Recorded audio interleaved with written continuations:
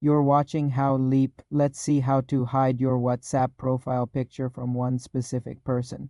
Open WhatsApp and go to Settings, then Privacy, then Profile Photo. You have three options: Everyone, My Contacts, or Nobody. To hide it from one person, you must set it to My Contacts, then ensure that person is not saved in your phone's contacts with the exact number they use on WhatsApp.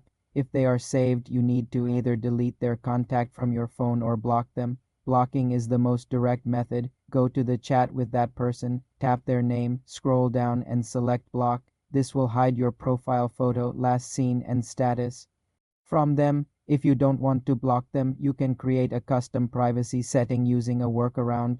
Add them to a custom restricted list if your phone's contact app supports labels, but WhatsApp does not have this granular feature. Therefore, the only sure ways are to exclude them from your contacts or block them. Remember, changing your profile photo privacy applies to all contacts equally. For more simple WhatsApp privacy tutorials, subscribe to the channel.